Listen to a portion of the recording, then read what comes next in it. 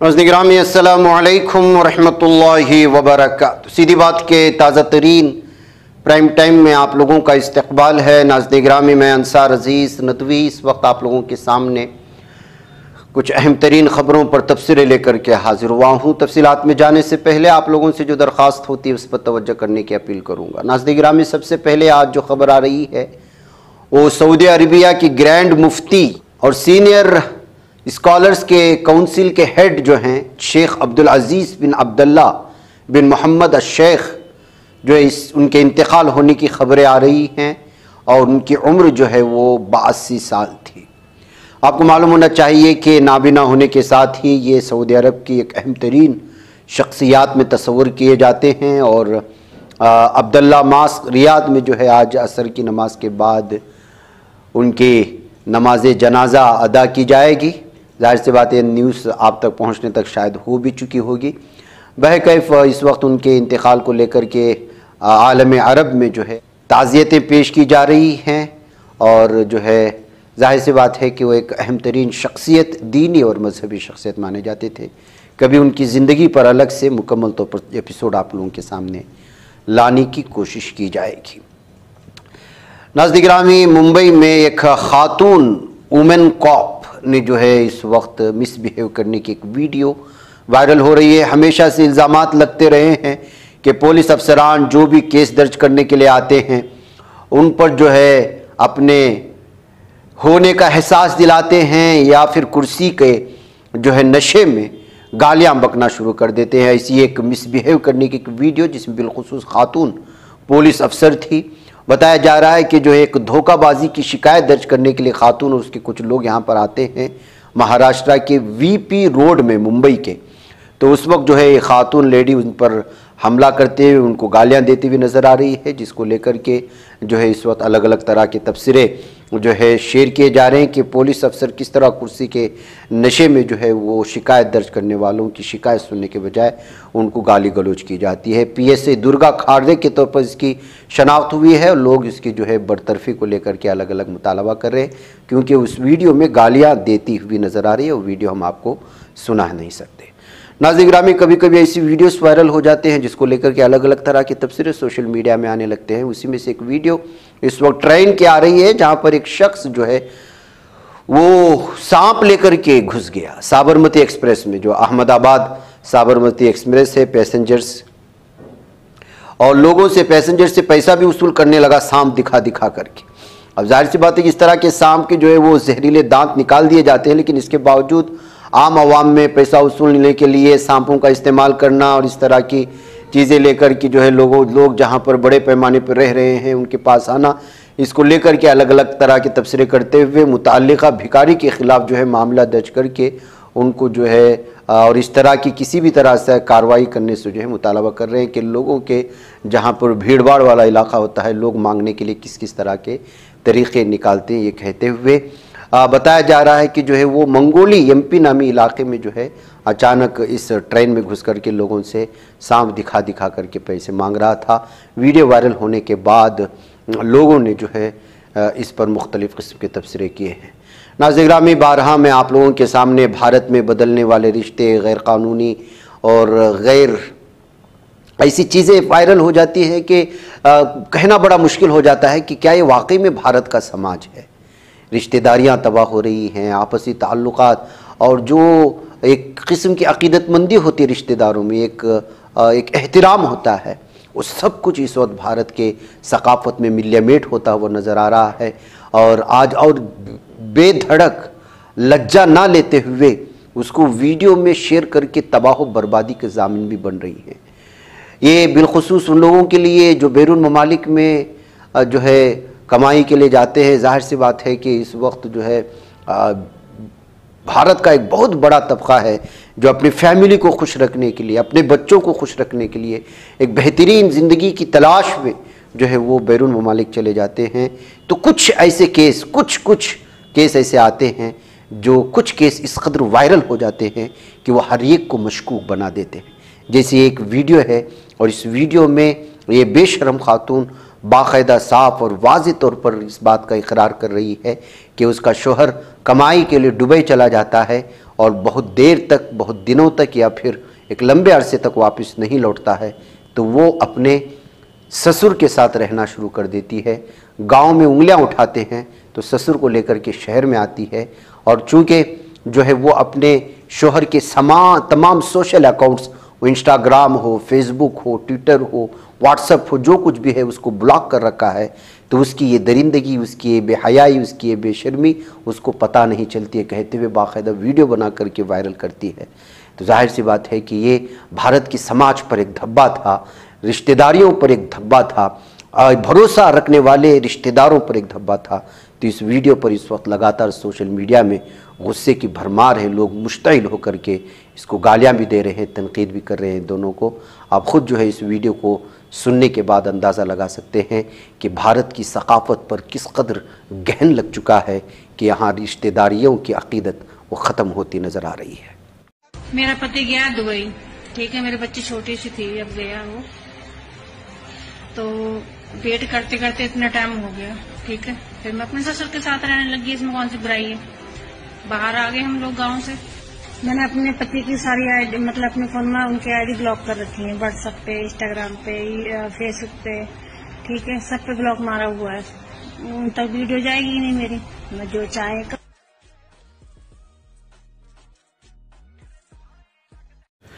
नाज़रीन गिरामी, स्कूलों में बच्चों को भेजना बड़ा मुश्किल हो गया है, या फिर पता नहीं किस तरह की इस वक्त वारदात या वाक़यात और सानियात जो पेश आ रहे हैं, उन लोगों को घबराहट में, वहशत में मुब्तला कर रहे हैं। जैसे नोएडा सेक्टर 31 से टीचर्स डे के मौके पर आई हुई एक ख़बर है, जहां पर 10 साला एक बच्ची तालिबा, जिसका नाम तनिष्का शर्मा बताया जा रहा है और 6वीं क्लास की स्टूडेंट थी, उसकी मशकूक हालत में जो है मौत हुई है। पैसिडियम स्कूल जो बताया जाता है नोएडा सेक्टर 31 में, वहाँ पर ये मामला पेश आया, और तनिष्का की माँ ने जो है एक वीडियो भी जारी करते हुए साफ और वापस कहा कि उसको जब घर लाया गया था, वो जब सुबह स्कूल जा रही थी तो पूरी तरह से हेल्थी थी, लेकिन कुछ ही घंटों बाद उसको जो है मौत की हालत में उसको लाया गया है। सीसीटीवी फुटेज वगैरह को इसको जो है शेयर किया जा रहा है।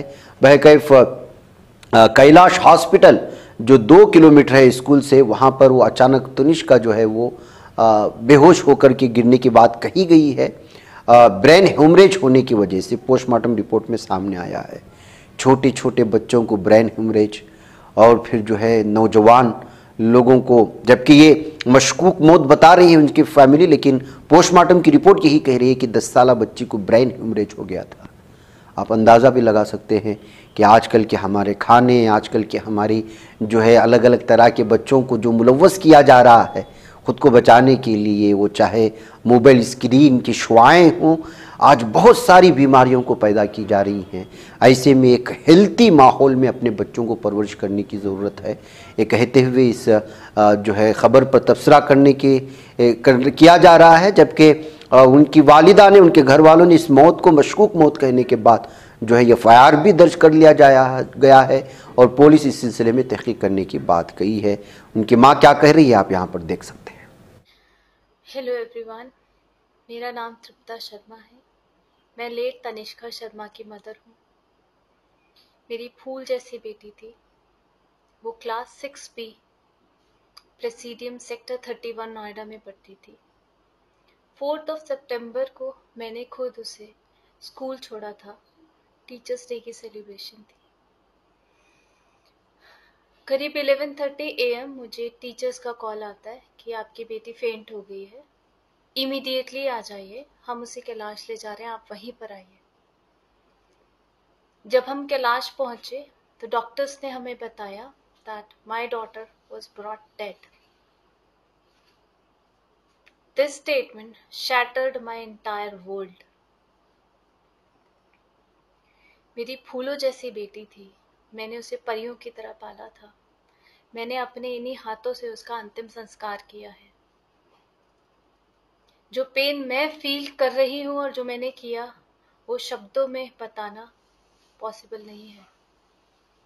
आज 15 दिन हो गए हैं मेरी बेटी को गए हुए।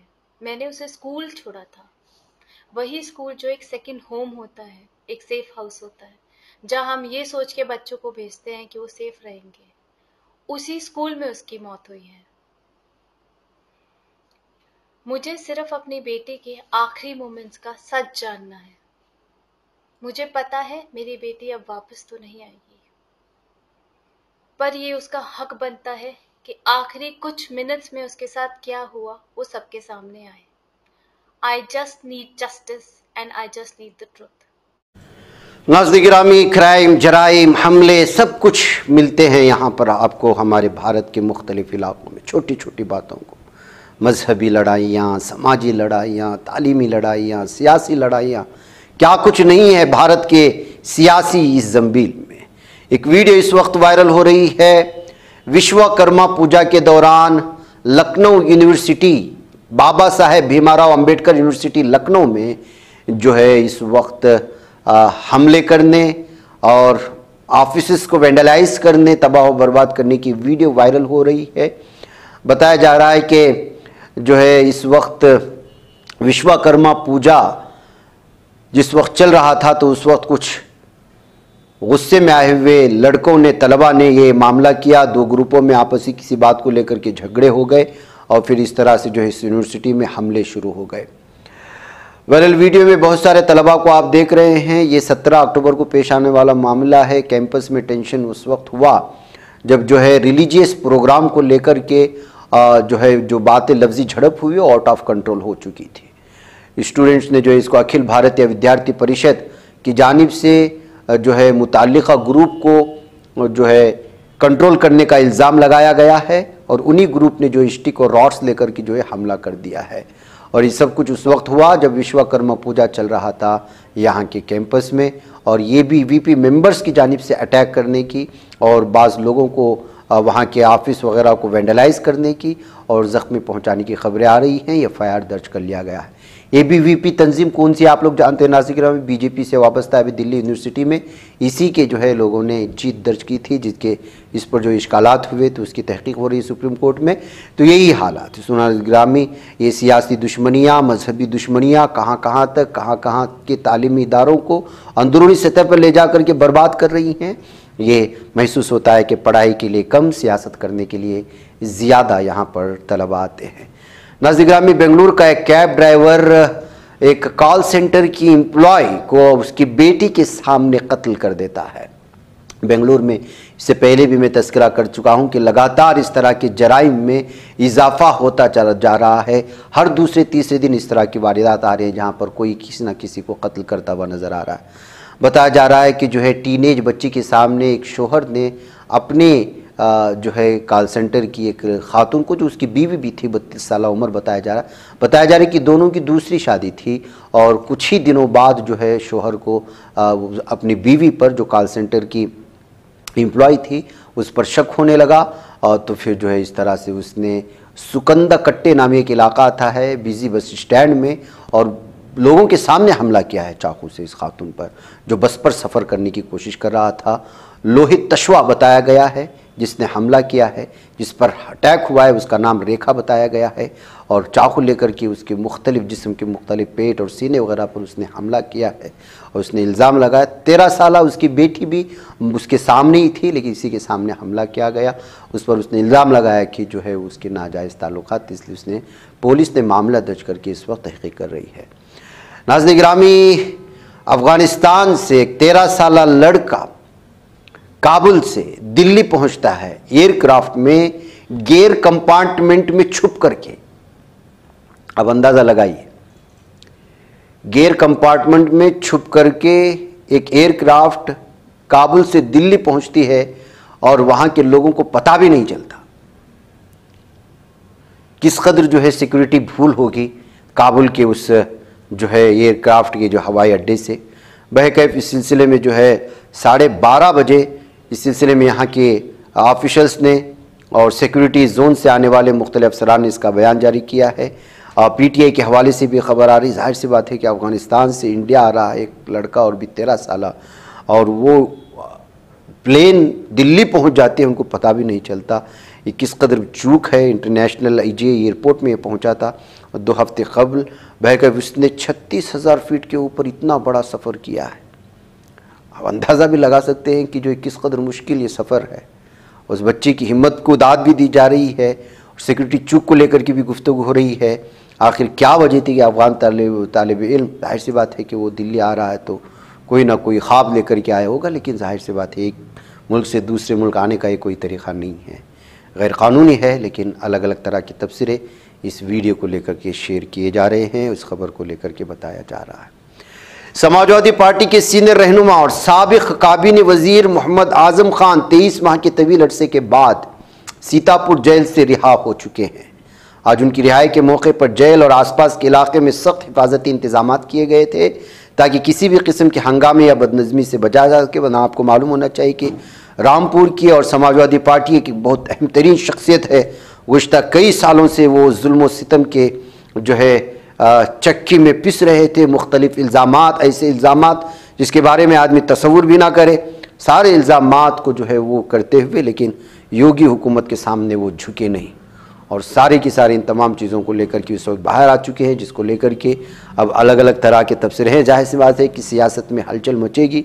समाजवादी पार्टी के कद-आवर लीडर, मुलायम सिंह के सबसे करीबी माने जाने वाले लीडर पर इस कदर जुल्म सितम होता हुआ रहा, लेकिन सिर्फ उनको जेल में मुलाकातें करते रहे अखिलेश यादव और दीगर, लेकिन किसी भी तरह से उनके साथ जो है होने का या उनको बाहर निकालने का इस तरह की कोई बयानबाजियाँ कुछ कोशिश करते हुए भी नज़र नहीं आए। समाजवादी पार्टी पर इसीलिए हमेशा से इल्ज़ाम लगता रहा कि मुस्लिम लीडरों का इस्तेहसाल करती रही, वोटों का इस्तेहसाल करती रही, मतलबी बनती रही, इसलिए कि वो अपने कदावर लीडर को अगर नहीं बचा सकी तो दीगर लीडरों की क्या औकात, क्या ये कहते हुए लोगों ने तबसरा किया। बहरकैफ इस वक्त आज़म खान की रिहाई के बाद अलग अलग तरह के तबसरे जारी हैं। 144 नाफिज करने का मतलब भी आप जान सकते हैं कि माहौल में किस तरह गर्मा गर्मी पाई जा रही होगी, गहमा गहमी होगी, किस तरह की सियासी तबसरे होंगे, और वो भी यूपी की सियासत जहाँ पर योगी की हुकूमत चल रही है। ऐसे में समाजवादी पार्टी के कदावर लीडर की रिहाई, उनको ज़मानत मिलना और फिर उनकी खुद की पार्टी पर जो है अलग तरह के इल्ज़ामात, और ख़ुद रामपुर में उनके जो है हालिफ बहुत सारे लीडरान जिनको कभी जीत हुई है तो कभी हार, ये सारी की सारी चीज़ें इस वक्त जो है दोबारा फिर काउंट की जाएंगी शायद, और अलग अलग तरह के तबसरे सामने इस वक्त आ रहे हैं। बहरकैफ मुझे इजाज़त दें नाज़रीन। अस्सलामु अलैकुम व रहमतुल्लाहि व बरकातहू।